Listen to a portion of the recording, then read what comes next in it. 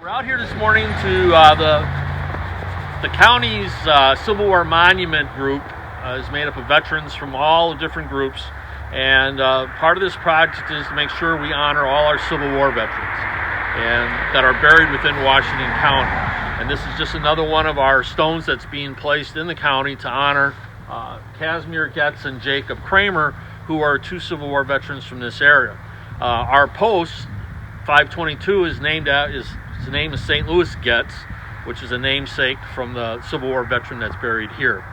So the project continues on. It's as I guess it's a labor of love, wouldn't you say that, Terry? To get this done, it was started by Gene Wendelborn, who used to be the key researcher over at the Historical Society, and he passed away before we ever got to this phase of actually placing monuments. So it's kind of nice to see the process we're going through, and it's continuing to work.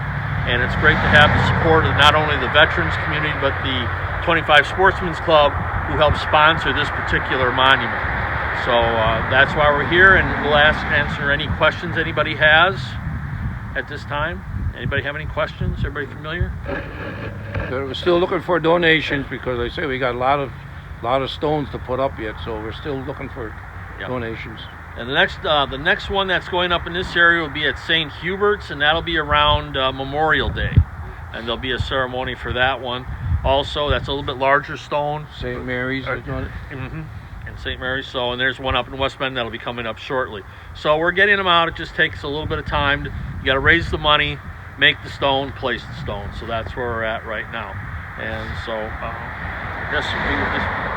I'll take a moment of silence in honor of our veterans, and of course in honor of Veterans Day. Uncover.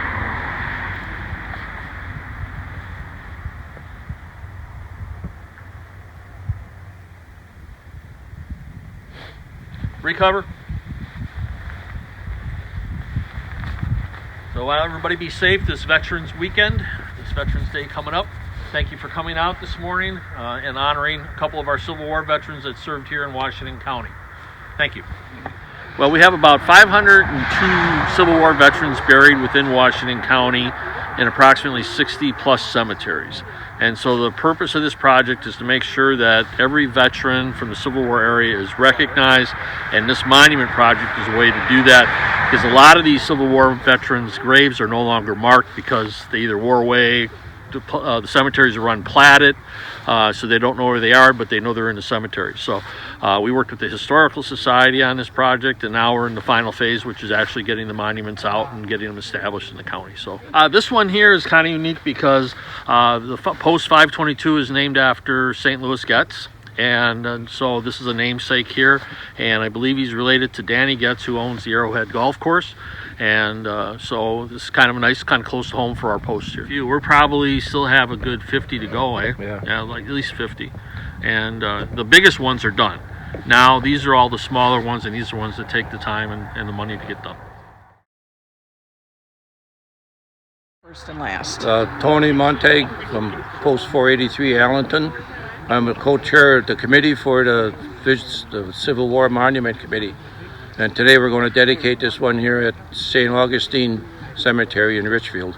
I don't know really that much about them, but we pulled them up on the internet, and then we found out that they were buried at this cemetery, and the Bark Lake Post and the Gun Club are dedicating this one. They're sponsoring this monument.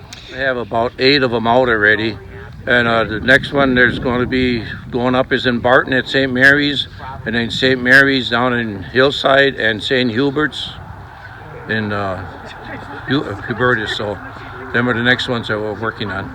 This started about 30 years ago, and it was to honor the Civil War veterans at the end of the Civil War, 150th anniversary.